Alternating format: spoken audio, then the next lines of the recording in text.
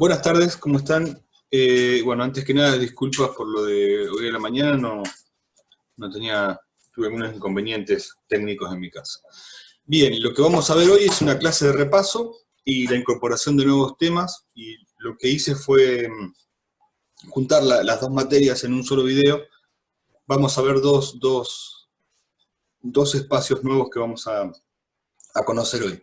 Lo primero vamos a hacer un repaso y una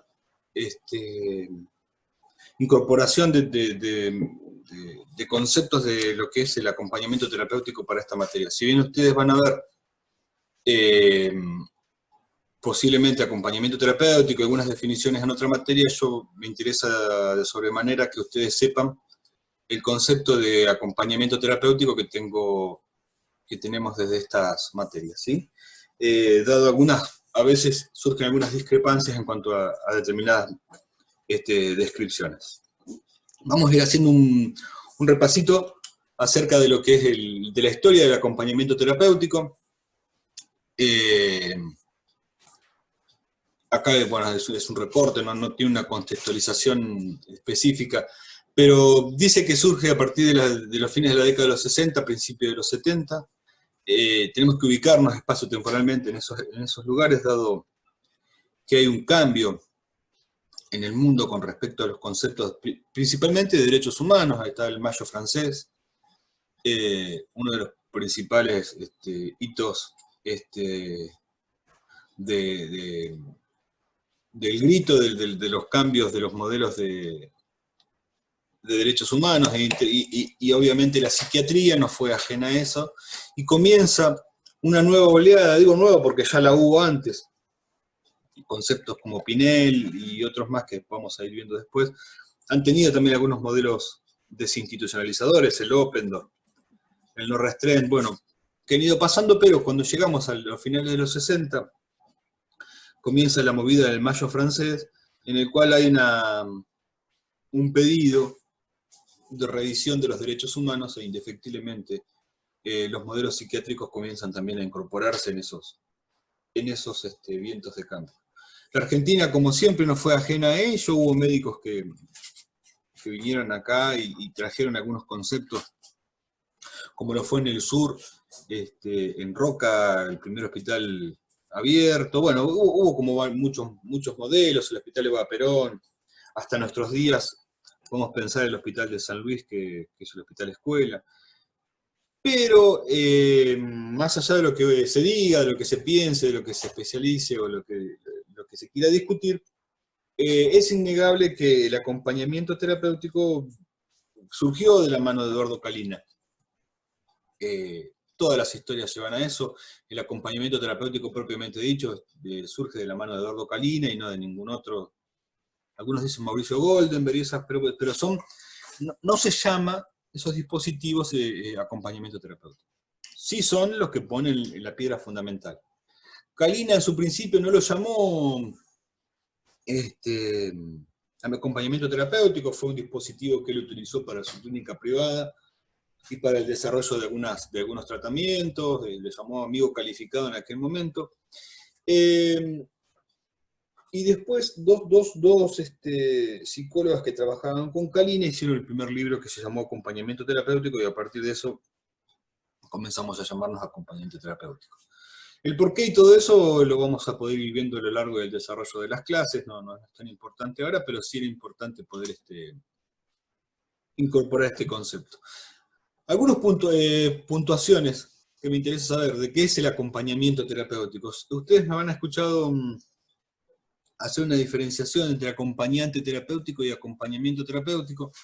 Esta filmina, bien dicho de filmina, esta diapositiva tiene algunos errores, como decir qué es el acompañamiento terapéutico, y abajo estamos hablando del acompañante terapéutico. Pero bueno, podemos pensarlo así. No vamos a hablar del acompañamiento terapéutico, sino del acompañante terapéutico, y después podemos seguir hablando de otras cosas. Dice que estos son definiciones primigénitas del acompañamiento terapéutico, básicas y elementales. Después podemos desarrollarlo y podemos pensarlo como algunas cosas más. Es un agente de salud, dice, capacitado para sostener, aliviar y compartir las necesidades, angustias y desequilibrio de una persona con padecimiento mental. Y este es la primera definición importante que nosotros podemos pensar del acompañante terapéutico por dos cuestiones. Porque dice que es un agente de salud, y podemos especializarlo, que es un agente de salud mental. ¿Y por qué podemos especializar a un agente de salud mental? Porque la Ley Nacional de Salud Mental, la Ley 26657, que fue promulgada en el año 2010, incorpora la palabra acompañante terapéutico entre aquellos agentes de la salud mental que pueden actuar con una persona con padecimiento mental. Capítulo 5, artículo 12, dice específicamente que está prohibido dar mayor cantidad de medicación para suplir la presencia de un acompañante terapéutico.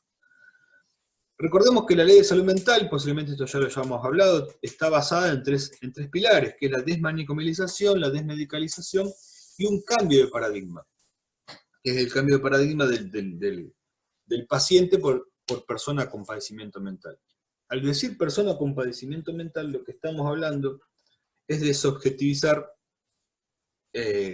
a quien tenemos enfrente, ¿sí? Antes le decíamos paciente, paciente es el que espera, paciente es el que está, en algunas clínicas es el número de cama, en otro es de acuerdo a cómo se le puso cuando llegó en la historia clínica. Bueno, acá hay una persona es un sujeto de derecho y de obligaciones. Y esa modificación trajo la modificación de todo lo que después se llamó ley de salud, lo que se llamó salud mental. El cambio del concepto de salud mental por el de locura por el de un padecimiento mental. Y nos ubica ahí específicamente. Importantísimo. Segundo, dice, opera como facilitador y mediador en la rehabilitación y la vinculación social de la persona con padecimiento mental, actuando en la prevención de posibles recaídas, identificando y anticipando situaciones de riesgo. Este segundo punto de que habla, específicamente lo que habla, es de vínculo, es del vínculo. Nosotros como, antes que nada, trabajamos indefectiblemente con el vínculo, no trabajamos con otra cosa. Un acompañante terapéutico que no establece vínculo no hace acompañamiento terapéutico, sino simplemente lo que hace es o acompañamiento o asistencialismo. La diferencia entre acompañante terapéutico y asistente es el vínculo. Es el vínculo, indefectiblemente. Y la acción que hace sobre el otro. ¿Sí? Dice rehabilitación en la vinculación social. ¿Sí? Acá también tiene como dos aspectos que hace como una diferenciación. Perdón. Si hablamos de rehabilitación, podemos hablar de la ley 24901, que es la ley de discapacidad, en la cual hay un concepto de rehabilitador. Hay un concepto rehabilitador. Y dice, vinculación social. Indefectiblemente el acompañante terapéutico lo que es un vinculador social. Y dice, actuando en la prevención. También podemos ubicar al acompañante terapéutico en los modelos de prevención, primaria, secundaria y terciaria. ¿Sí? Y dice, la prevención de posibles recaídas. Nosotros hace mucho tiempo hicimos un estudio en un hospital psiquiátrico, dividiendo la sala con acompañantes y sin acompañantes, y había una periodicidad en algunos pacientes de internación. ¿Por qué? Porque se sobremedicaba, había que internarlos, contenerlos, bajar la medicación y volver a medicar. Nosotros demostramos que con la incorporación del acompañante terapéutico, los periodos de internación eran menores y los periodos entre internación eran mayores. Esto quiere decir que había una persona que estaba con ellos, sosteniéndolo, y tratando de establecer una vinculación, ¿sí? Y a su vez, había una persona que podía prevenir las posibles recaídas que podía atravesar a partir de la nueva medicación, y a su vez se podía anticipar situaciones de riesgo, brotes psicóticos, o lo que sea. Está demostrado. Dice que se inserta en la vida cotidiana de la persona con padecimiento mental. Indefectiblemente somos agentes de la cotidianeidad, y no de otra cosa. Y ahí dicen diversos modelos de abordaje interdisciplinarios. Si no hay interdisciplina, no hay acompañamiento terapéutico. Y es importante explicar el concepto de interdisciplina. Dos personas, dos profesionales que hablen sobre un paciente están haciendo interdisciplina. No se necesita 55 profesionales para hacer interdisciplina. Un psicólogo y un acompañante terapéutico que hablen de la misma persona, de su misma cotidianidad, atravesado por los modelos de profesionalización que haya sido atravesados, o sea, un psicólogo, psicoanalista y un acompañante terapéutico, es interdisciplina. Está siendo abordado de manera interdisciplinaria. No se olviden eso, porque es muy común en las supervisiones, cuando los acompañantes vienen, pensar y decir, estoy solo, no tengo acompañante terapeuta, no tengo equipo interdisciplinario. ¿Cómo no? No, estoy el psicólogo y yo. Listo, ya hay un equipo interdisciplinario, ya hay una mirada de dos disciplinas atravesando esa persona. Vamos a ver después si podemos y tenemos tiempo de ver conceptos como interdisciplina, multidisciplina y transdisciplina. Bueno, dice que es una experiencia vincular, ya lo vimos. Importantísimo, el acompañante terapéutico no es un tratamiento en sí mismo. Cansado de ver en todos lados que es el tratamiento del acompañamiento. No, no es un tratamiento. Lo que hace el acompañante terapéutico es adaptar a la persona, que esa persona se adapte lo mejor posible al tratamiento, una articulación de otros en un solo tratamiento. Si no pensamos que el equipo interdisciplinario son un montón de tratamientos y eso es una multidisciplina, ¿sí? El tercer punto dice, la presencia está marcada por una paradójica simultaneidad y proximidad y distancia. El AT es ajeno, no es un extraño. Bueno, eso es un concepto y una definición del primer libro, creo que de Gustavo Rossi, tengo que reverlo. Pensé que era de Curas de Mauer, pero creo que es de Gustavo Rossi. No, habla de Desamparo, así que estamos hablando de Curas de Mauer. Sí, Curas de Mauer es quien hizo esa definición. Dice que la inclusión del acompañante terapéutico amplía las fronteras del registro. Esto es importantísimo, es importantísimo. Pensemos que una persona que va al psicólogo va a una tierra extraña, a un concepto extraño, a un dispositivo extraño, con un tiempo determinado, ¿sí? Y se vuelve a su casa. El acompañante terapéutico va a la casa de esa persona, está sentada, ve la cotidianeidad de esa persona, cómo actúa el entorno con esa persona, cómo fue la vida de esa persona antes de incorporarse a cualquier tipo de tratamiento. Es importantísimo, por eso amplía las fronteras del registro. Después más adelante vamos a ver la importancia del registro en nuestra tarea cotidiana. Y esto sí es de Curas de Mauer, lo último, que busca restituir la palabra al sujeto avasallado. Y promoviendo el conflicto. ¿Qué implica esto? Si la incorporación de un acompañante terapéutico facilita que todo siga igual, o sea, que no haya ningún tipo de modificación en la vida de la persona, o sea, que nosotros vengamos a suplir o a suplantar actividades que ya hacía con su familia, no es acompañamiento terapéutico. Si no hay conflicto en la intervención del acompañante terapéutico, si la intervención de ese acompañante terapéutico no produce ningún tipo de cambio en la vida de la persona a la cual vamos a acompañar, no es acompañamiento terapéutico. En el contexto de esta pandemia, tengo una nota de Medife, que es una empresa, una prepaga, en el cual dice que no se le va a pagar al acompañante terapéutico debido a que los padres de la persona que se acompaña, los familiares de la persona que se acompaña, no van a trabajar, por lo tanto esa persona está cuidada, ¿no? El concepto ese de que el acompañante terapéutico va a sustituir la presencia de un otro que ya estaba. Y si hablamos que el acompañante terapéutico debe promover el conflicto, indefectiblemente nuestra presencia no debe suplir la presencia de ningún otro, porque si no, no hay conflicto. Nos ubica en el lugar donde no hagamos lío, y ahí estamos sentados. Es importante tener en cuenta estos conceptos, porque el día de mañana, cuando ustedes sean profesionales, Medife por ahí tiene la loca idea de repetir este error. Y ustedes tienen con qué evitar este conflicto, ¿sí? Es importante saber que el acompañante terapéutico es un profesional especializado y no viene a suplir la presencia de ningún otro. ¿Sí? Bien, sigamos.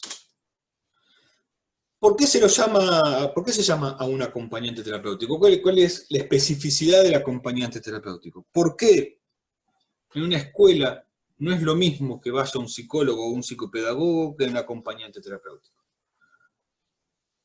Es importante estos puntos. Favorecer el desarrollo biopsicosocial y autoalimento de la persona asistida. Bueno, acá les va a hacer ruido posiblemente la palabra asistida, esto está copiado en un libro de Curas de Mauer y Resniski. Y ustedes van a saber que la Superintendencia de Servicios de Salud, cuando habla de discapacidad, habla de asistencia, no habla de acompañamiento. Esto lo vamos a modificar el día que tengamos una ley. Pero es importante lo que dice biopsicosocial. Hablamos de la definición y diferenciación de persona con un concepto biopsicosocial. La integración de esos conceptos es lo que hace la interdisciplina. Lo biológico, lo psicológico y lo social. Pero con esas tres cosas, con ese individuo, con ese concepto indivisible de la persona, es lo que trabaja el acompañante terapéutico.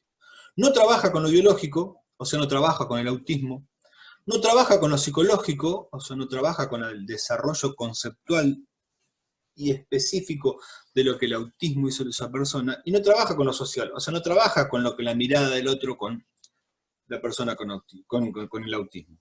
Trabaja con la persona autista. ¿Qué quiere decir esto? Trabaja con Carlitos, que vive en 1658, que es hijo de Oscar, que es abogado. Quiero decir, con ese concepto, con esa prehistoria que antecedió a la venida de la persona con discapacidad, o de la discapacidad. ¿Se entiende? Es indivisible el concepto biopsicosocial para el acompañante terapéutico. No podemos seguir pensando que el acompañante terapéutico es un asistente biológico. Digamos, hice un curso y soy experto en autismo. Soy experto no sé, en psicosis. Soy experto, como he visto en algunos lugares, en X frágil. Es un error, es un error. Primero, ¿qué es lo que te da la expertise en esas cosas? Hay médicos que son expertos en eso, tipos que han estudiado 17 años, 18 años, han estudiado medicina para saber sobre autismo, no sobre el autista. Nosotros podemos llenar el estadio único de autistas, hijos de un abogado, hijos de una médica, y son todos totalmente distintos, porque a esas personas los preexiste una historia, una concepción de la discapacidad. Nosotros, e insisto con esto, cuando quedamos embarazados, en nuestro deseo del embarazo no entra el concepto de, ay, ojalá que mi hijo sea discapacitado. Lo que viene a hacer la discapacidad es a conformar y a reconformar ese ser humano discapacitado. ¿Se entiende? Bien, sigamos con esto. Fortalecer los vínculos familiares. Creo que yo les contaba la historia de pacientes que cuando nosotros llegamos son 6 hermanos, se turnan para cuidar a la persona con discapacidad, para que los otros puedan ir a fiestas, y con la incorporación del acompañante terapéutico se van dando cuenta que esa persona que se turnaban para cuidar puede cuidarse sola. Y va cambiando y modificándose la realidad y la historia de esas personas. Es importantísimo. Dice, intervenir para facilitar a la persona asistida su integración en el proceso de vida independiente. Bueno, esto tiene que ver con el desarrollo social. ¿Te acuerdas que yo les contaba y les preguntaba si el acompañante terapéutico daba de comer? Y muchos sin equivocación decían que no. Entonces yo les decía, sí, da de comer. Hoy da de comer, mañana preparamos las comidas juntos y pasado mañana me espera comiendo. Y eso sí es un concepto de integración social. Hay que ver esas cosas. Igual, ¿lo baño? No, no lo baño. Sí, hoy lo puedo bañar, mañana le enseño que se bañe solo, y pasado dice, me voy a bañar y se baña solo. En esos conceptos, en esos modelos de intervención, nosotros podemos trabajar. Ahora, no podemos ir a trabajar para darle de comer a la persona. No podemos ser llamados y responder a una demanda que es, tenés que darle de comer y bañarlo y cambiarle el pañal. ¿Sí? Porque si no puedo hacerle solo, nuestra función no es la de asistente terapéutico, ni de asistente domiciliario. ¿Sí? Nuestra misión es trabajar en lo cotidiano, pero para que... El acompañante terapéutico es importante esto. El acompañante terapéutico es el único trabajador de la salud que trabaja día a día para quedarse sin trabajo. Y eso es importantísimo nosotros sepamos. Si tenemos un caso de acompañamiento terapéutico donde vamos todos los días a darle de comer, todos los días a bañarlo, indefectiblemente nuestro trabajo está garantizado, pero no el acompañamiento terapéutico. Bien, sigamos. Delimitar las características del espacio físico que ocupa el acompañamiento terapéutico y las diversas modalidades de inserción en cada estrategia de tratamiento. ¿Qué quiere decir esto? Yo soy convocado para trabajar en escuela. Hay cuarentena. Bueno, no vas a la escuela, pero venía a trabajar a casa. No, muchachos, no es lo mismo. El trabajo no es el mismo, el acompañamiento terapéutico no es el mismo, la forma de establecer ese acompañamiento terapéutico no es el mismo, y el encuadre es absolutamente diferente. Nosotros no somos una dama de compañía, que es lo mismo del lugar donde estamos. Hay una especificidad en el espacio y en el tiempo. Gustavo Rossi, ¿qué nos dice? Que es un recurso clínico especializado. Recordemos que Gustavo Rossi es psicoanalista. Y digo por esto, desde un abordaje psicoterapéutico. En forma articulada con el profesional o el equipo que lo indica, se incluye un tratamiento interdisciplinario, siempre tiene que ser interdisciplinario, en pacientes severamente perturbados en situaciones de crisis o emergencia. Esto es fundamental. El acompañante terapéutico ha roto los límites de la necesidad de la enfermedad, de lo patológico, de la enfermedad propiamente dicho. Y digo de la enfermedad de la locura, del autismo, de la enfermedad diagnosticada, y ha ingresado de una vez y para siempre en otros espacios, como por ejemplo situaciones de catástrofe, situaciones de pandemia. Vamos a ver el real alcance del acompañamiento terapéutico después de esta pandemia, cuando las personas se sientan realmente vulnerables ante un estornudo. Y lo vamos a ver a eso, lo vamos a ver. De hecho, los conceptos que vamos a ver más adelante, vulnerabilidad y resiliencia, tienen que ver específicamente con esto.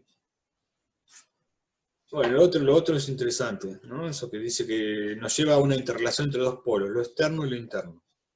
Y ahí está hablando de lo social. Lo íntimo de un sujeto y su familia, y lo público. Sigo hablando de lo social. El atelier está en ese borde, dice, con su palabra, con su participación en una escena cotidiana. Bueno, es importante. Pero fíjense lo que dice. Llega desde un concepto de extraño para convertirse en alguien no anónimo.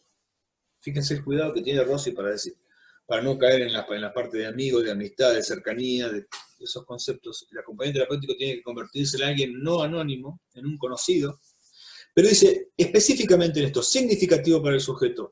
Indefectiblemente nosotros trabajamos con el sujeto, no trabajamos ni con la familia, ni con el equipo, ni para el equipo interdisciplinario, ni para el hermano, ni para el tío, ni para el centro de día, trabajamos para el sujeto. Y de ahí es donde se convierte el concepto de cotidianeidad, donde se convierte el concepto de cercanía, ¿sí? Somos significativos específicamente para el sujeto. Si nosotros nos ponemos en el lugar del otro, lo que vamos a hacer es cumplir un espacio. O sea, nos llaman para que papá pueda ir a trabajar, y no es ese trabajo. Bien, acá podemos pensar, ¿qué es esto? Todos vamos a decir un bombero, indefectiblemente. Y esto, todos vamos a decir una doctora, un médico, una enfermera. Creo que sí. ¿Y esto qué es? Bueno, un señor policía, indefectiblemente es un señor policía. ¿Y esto? Uy, perdón. ¿Y esto qué es? Y dos jóvenes, dos parejas, dos chicos, dos personas. Ahora, ¿y esto no es una persona? ¿Y esto? ¿Y esto? ¿Por qué tratamos de identificar a las personas por su uniforme? Porque el uniforme nos ubica en un espacio de saber. El uniforme le indica al otro qué soy. Y el acompañante terapéutico tiene que valerse de ese desconocimiento que se tiene de lo que es, para poder hacer a partir de ahí una construcción vincular. Si yo voy a un hospital o a una escuela, en la escuela nos exigen ponernos el guardapolvito, en la escuela el que tiene guardapolvito es el docente, la portera o el que limpia el patio. ¿Sí? Entonces pertenezco a la escuela. Y el acompañante terapéutico no pertenece a la escuela. Fíjense la resolución 782, cuando hablamos de niñez, que tiene que ver con educación, dice asistente acompañante externo. Y les conté la historia de eso, que viene de la resolución 5606, que era PPND, personal privado no docente. No tiene que haber modelos identificatorios en nuestra forma de vestir, en nuestros conceptos de conocimiento. Si vamos a la casa de un paciente con 2 libros de Freud abajo del brazo, indefectiblemente nuestra charla, nuestro establecimiento del vínculo, lo que sea, va a tornar alrededor de Freud. Si llegamos, la computadora le prende, y yo me siento y le hago prender la computadora, todo nuestro saber va a recorrer a partir de la computación. No tenemos que estar uniformados, tenemos que negarnos definitivamente, y bajo estos conceptos, si quieren pónganse estos dibujitos, llévenlo a quien le pida y háganle este mismo experimento. El acompañante terapéutico no tiene que decirle al otro qué es lo que sabe.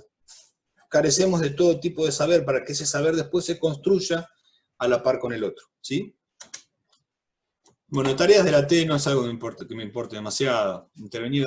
Lo importante es lo último, por ahí, intervenir en la adherencia al tratamiento, utilizando el espacio de circulación del paciente, y sigue siendo paciente, para promover o sostener un proyecto terapéutico. Bien, cosas que ya vimos.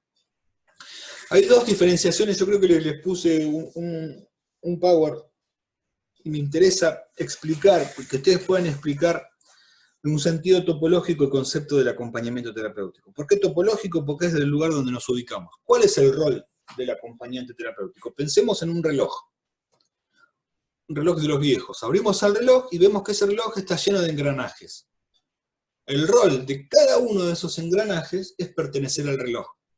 ¿Sí?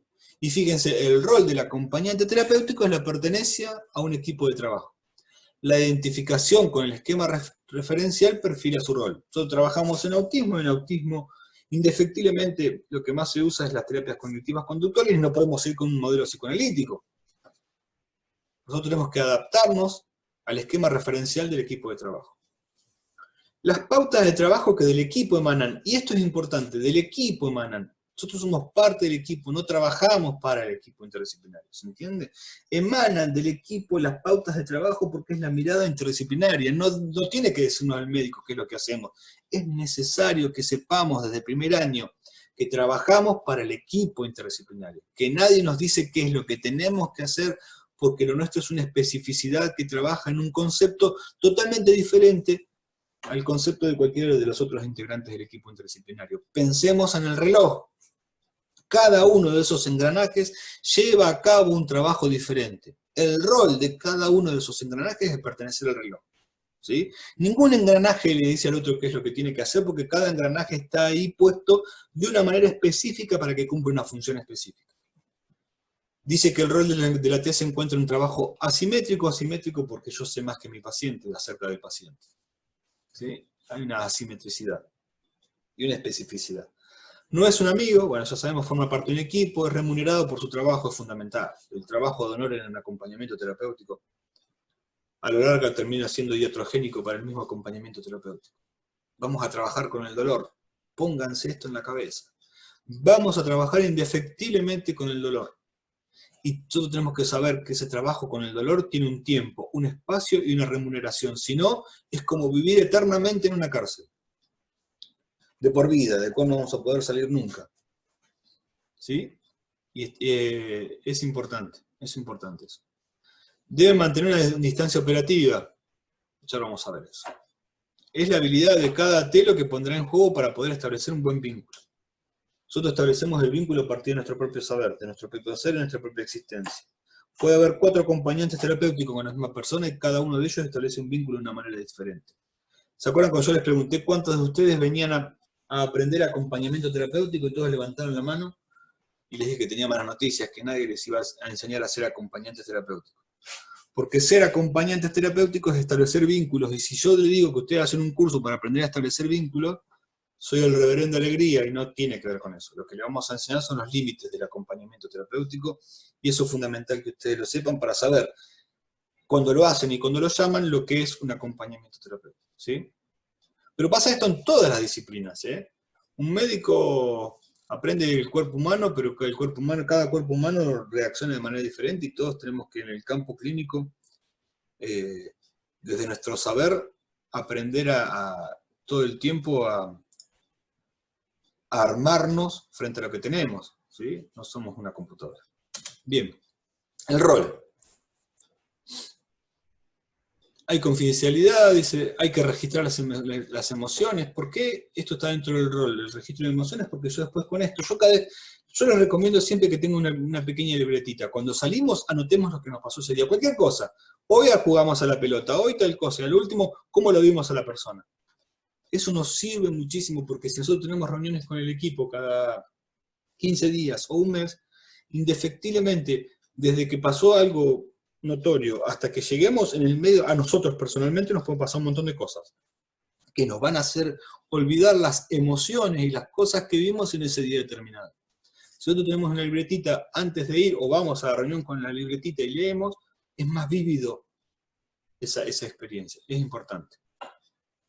Bueno, ahí tiene un montón de cosas, ¿no? ¿Qué significa el rol del acompañante terapéutico? Horarios, actividades. Y eso es el perfil en la pala. Muy bien, hablábamos del reloj, ¿no? El rol de cada engranaje adentro es pertenecer a un reloj. Ahora, cada uno de esos engranajes tiene una función. Y la función del acompañante terapéutico tiene que ver con lo que se emane del rol. Decíamos que todas las decisiones se toman en equipo. Ahora, que el equipo dice, bueno, está bueno que Carlitos empiece a salir. Bueno, nosotros como acompañantes terapéuticos vamos a diseñar las estrategias necesarias para que Carlitos empiece a salir. Y esa es nuestra función. Lo que vamos a hacer en el campo clínico. Fíjense lo que dice, contener a la persona con padecimiento mental. Percibir, reforzar y desarrollar la capacidad creativa de la persona. Es importantísimo. Actuar como agente resocializador. Fíjense esto, servir como agente catalizador de las relaciones familiares. ¿Qué quiere decir esto? Posiblemente cuando lleguemos a la casa de una persona con padecimiento mental o vulnerabilizado, su espacio sea un caos. Nosotros no vamos a poder limpiar. De ninguna manera vamos a poner a limpiar. Pero sí vamos a comenzar a trabajar determinadas cuestiones que solamente podemos llevar a cabo con esa persona para que esa persona un día se ponga a limpiar. El espacio para pensar tiene que ver con la circulación de la palabra. Actividades de la vida diaria, esto que yo les digo, ¿no? Supervisar que la casa esté limpia, que la persona esté aseada, pero supervisarlo, ¿sí? Y ahí tiene la palabra asistencia, esto que yo les decía, le damos de comer una vez, lo bañamos una vez, ¿sí?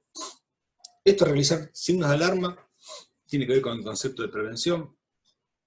Favorecer el desarrollo de las áreas más organizadas de la persona con padecimiento mental tiene que ver con reforzar aquellas cosas que nosotros vemos, por ejemplo, la creatividad, qué es lo que le gustaba antes, lo que nosotros tenemos que preguntar siempre en una entrevista. ¿Qué hacía? ¿Qué le gusta? ¿A dónde va? ¿Qué hace en el tiempo libre? No puede ser que una persona no haga nada, aunque se escucha música. Bueno, ponemos la música que le escucha de fondo para realizar una actividad y eso es mucho más agradable. Bueno, el grado de autonomía es obvio que lo vamos a hacer. Curas de Mago y Resnick, en ese libro se llama Acompañante Terapéutico, divide la relación de AT-paciente en 4 momentos. Es importante. Para saber nosotros, cuando vamos a una supervisión, es necesario, chicos, la supervisión. El acompañante terapéutico que no supervisa no está haciendo acompañamiento terapéutico. No somos el llanero solitario. Debemos en un momento parar la pelota y ver dónde estamos. Si no, nuestra vida es un cúmulo de cosas, es simplemente ir a la casa del paciente. Eso es lo complejo. Y Curas de Mago y Resnick dividieron en 4 momentos. Esto es una generalidad, no va a pasar siempre, pero pasa la mayor cantidad de veces. Dice, primer momento, inicio de relación, donde todo es sospecha, desconfianza. Segundo momento, una mayor aceptación del vínculo. Ahí es donde ya establecimos el vínculo. Recuerden el concepto vincular del acompañamiento terapéutico. Me voy de vacaciones y viene Carlito a suplantarme. No, es imposible. No, es imposible. Lo que viene a hacer Carlito es a sostener tu ausencia de la misma manera que vos podrías haber venido a sostener la ausencia del papá porque se tiene que ir a trabajar. El vínculo es un hueco. Hay una canción vieja que decía, cuando un amigo se va, queda un espacio vacío que ningún otro amigo, que no lo puede llenar la llegada de otro amigo. Es concepto vincular, ¿sí? Tercer momento, la consolidación del vínculo. El clímax del acompañamiento terapéutico. Cuando todo va surgiendo, va saliendo, las cosas van bien, aprendimos, ya vamos caminando por la calle, va al lado mío, no grita, no corre, no toca a la gente, estamos en el mejor momento. Todo en ese momento es el desarrollo del acompañamiento terapéutico, pero tiene que llegar a un cuarto momento indefectiblemente, la finalización. En algún momento tenemos que terminar. ¿Sí? Para que sea un acompañamiento terapéutico, trabajamos ese tercer momento, es el momento en que más trabajamos para dejar de tener trabajo. Y bueno, la finalización del acompañamiento terapéutico puede ser una separación planificada y gradual, la incorporación de otro acompañante terapéutico que vaya haciendo las mismas cosas, estableciendo un vínculo en otro lugar, parándose en la base de lo logrado, ¿sí? O podemos hacer arrancado, que nos digan, no, mira, no vayas más, idioma no nos paga más, no quiero que vengas más, nada. Son factibles cualquiera de esos, ¿sí? Bueno, esto ha cambiado y mucho. Puse algunas cosas, pero nada. Hablo específicamente de la institución.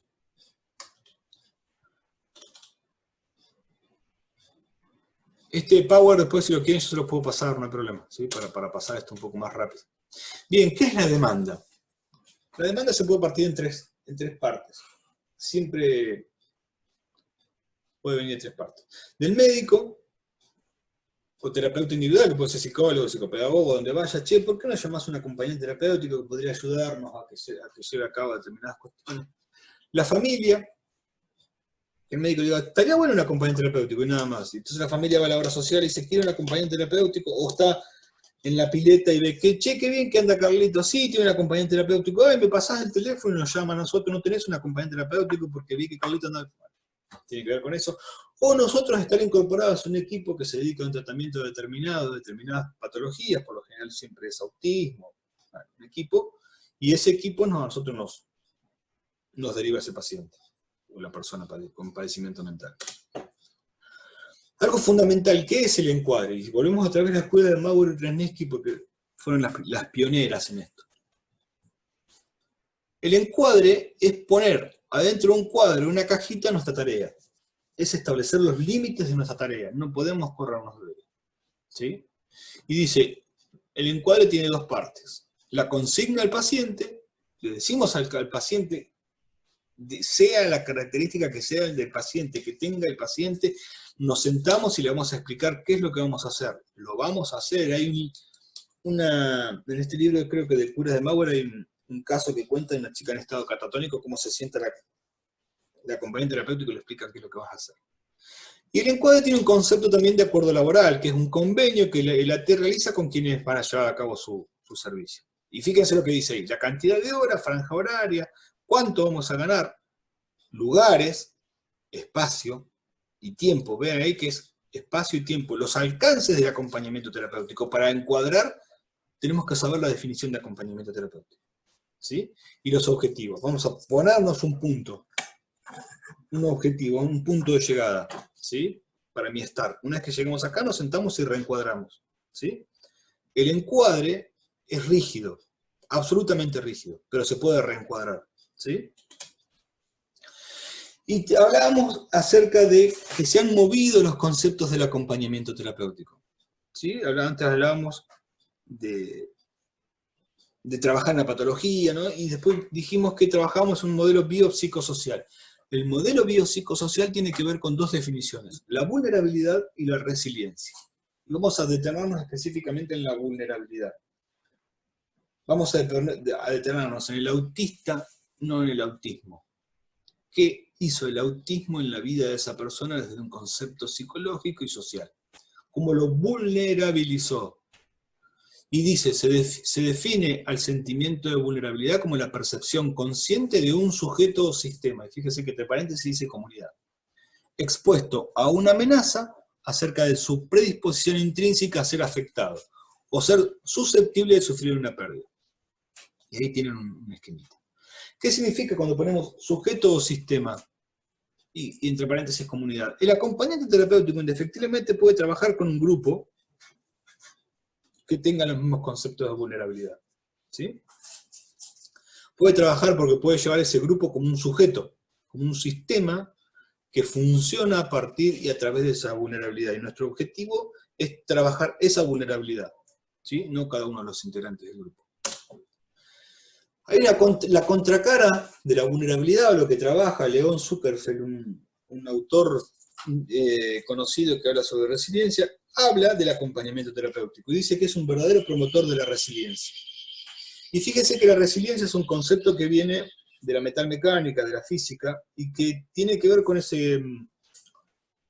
fuerza que se le imprimen en algunos metales, como por ejemplo sería la torsión, y que al soltarlos vuelven a su estado primigénito. Creo que les colgué un video acerca de la resiliencia, es interesante verlo. ¿Qué quiere decir esto? No quiere decir que la incorporación de un acompañante terapéutico a una persona amputada va a hacer que la pierna le crezca, de ninguna manera, sino va a hacer que esa persona reconfigure su mirada acerca del mundo que lo rodea a partir de su fortaleza, no de sus debilidades, ¿sí? Y fíjense que también dice que la resiliencia es una construcción, y es una construcción vincular, una construcción que se hace en sociedad. La resiliencia es la característica que nos hace seres humanos. Por eso el ser humano puede vivir en el desierto de Sahara, en la Antártida, en La Plata o en los montes Apeninos, en cualquier lugar. ¿Por qué? Porque tiene el concepto de resiliencia, pero en ninguno de esos lugares puede vivir solo. Necesariamente está el concepto de comunidad detrás. ¿Y por qué es una construcción? Porque nosotros para vivir en esos espacios tenemos que saber adaptarnos al lugar. Un esquimal conoce 75 formas diferentes de blancos. ¿Por qué? Porque el blanco de la nieve va a indicar el grosor de esa nieve, dónde va a pisar o dónde no va a pisar. En la ciudad de La Plata, conocer 75 formas diferentes de blanco sería hasta casi doloroso, porque no podríamos nunca combinar la ropa. Porque nunca los blancos serían iguales. Digo, no nos serviría de mucho. Entonces, en el desierto de Sahara, la adaptación de cómo el viento se va moviendo nos ayuda a nosotros o a quien está en el desierto de Sahara, a prever si viene una tormenta.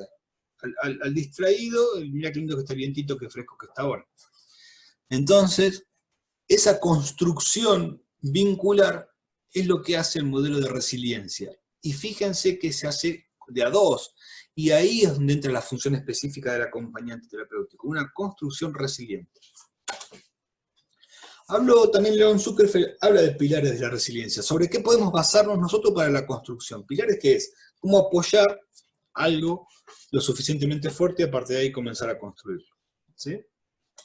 Y habla, bueno, introspección, algunas cosas que dice que nosotros podemos comenzar a basarnos para comenzar a construir el vínculo. Fíjense que nosotros cuando vamos a un taller o un centro de día, donde sea lo están haciendo, siempre hay un taller de arte. El arte siempre es un modelo de introspección y de basamiento de la resiliencia. ¿Sí? De hecho, existen algunas disciplinas que tienen que ver con el arte y la psicología. ¿Sí?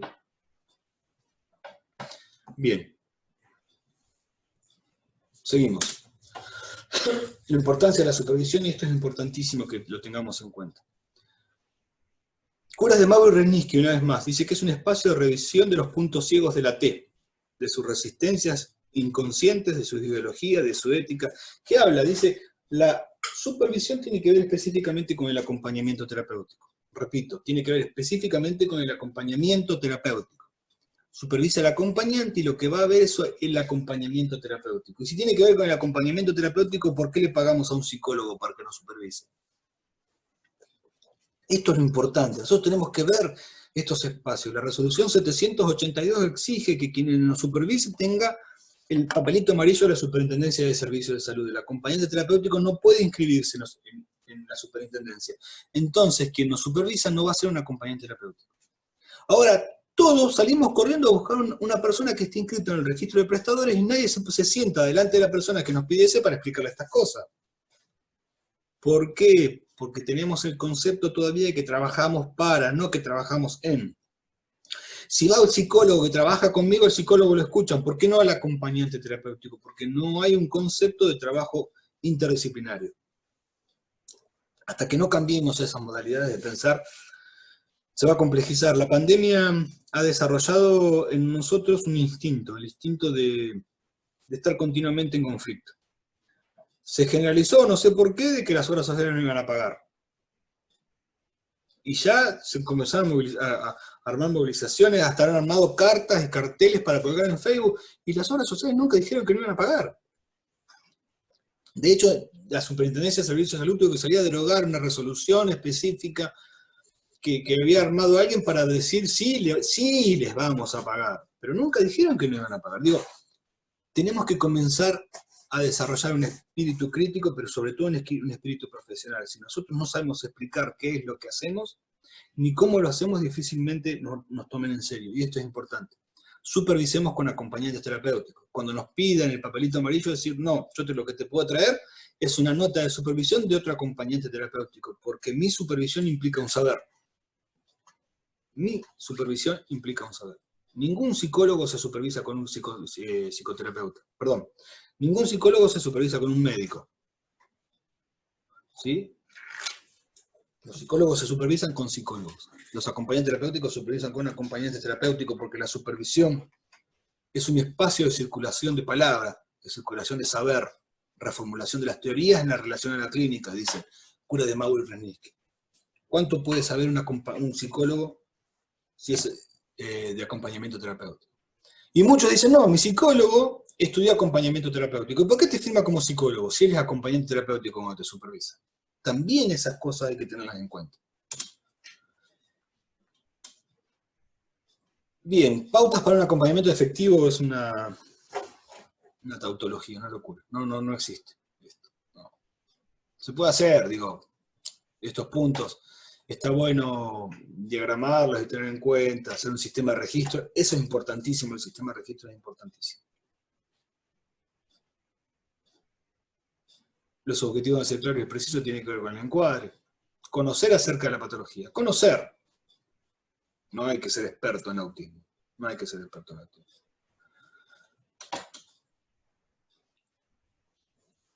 Cura de Mauro Resnick también dijo acerca de las funciones que cumple el acompañante terapéutico. Darle un sentido al dolor está bueno. Esto podemos pensarlo. Si quieren tomen nota de esto y después si quieren lo discutimos. No es importante para esto. El registro de información. Háganse una especie de libretita en el cual tenga estos puntos que dice acá que deben constar, ¿sí? Estos puntos que dice acá que deben constar. Es importante. Y si creen más. A veces, para llevar a cabo el registro de información, yo soy medio enemigo de tener pautas, porque en esas pautas se nos pueden escapar otras más importantes. Pero bueno, háganse una costumbre de esto y es importante. Nos ayuda muchísimo. Además, para escribir después sobre el caso, para poder llevar un registro de lo que nosotros vamos haciendo, de nuestra efectividad, poder sentarnos después, cuando la obra social no nos quiera pagar o no nos quiera reconocer, puntualizar esto y explicar por qué esto requiere también, esto es también para nosotros una connotación de profesionalismo. ¿Sí? ¿Qué es la entrevista? La entrevista es importante que la sepamos. Estos puntos después los vamos a ver más adelante, con más detalladamente, pero me interesó puntualizar qué es para mí, o cuáles son para mí los puntos a tener en cuenta en un acompañamiento terapéutico. La entrevista tiene que ver con dos cosas, el texto y el contexto. O sea, el texto, ¿qué es lo que te dicen en la entrevista? Muchas veces, lo que no te dicen en la entrevista son los puntos ciegos en los cuales vamos a trabajar después en el acompañamiento terapéutico. Y el contexto, ¿dónde se lleva a cabo la entrevista? Es distinto si te invitan a la casa a tomar mate en el living de la casa, si te invitan a la oficina del padre, donde está todo lo que el padre es, o sea, el título, ¿no? La oficina, la opulencia, o si te invitan a un bar. Todo eso tiene que ver con espacio, y todo eso tiene que ver con tiempo. Acompañamiento terapéutico es una fórmula que se reduce a espacio y tiempo. ¿Sí? Encuadre, entrevista, acompañamiento terapéutico, todo se reduce a espacio y tiempo. ¿Dónde lo hacemos y cuánto tiempo nos lleva a hacer eso? Bien, yo espero que esto les haya servido para algo, al menos para poder pasar el tiempo. Vamos a ir después yo les voy a hacer otro videito acerca de una puntualización que me interesa más a fondo con respecto a la niñez, para cerrar niñez, y después vamos a seguir con otros textos. Bueno chicos, muchas gracias.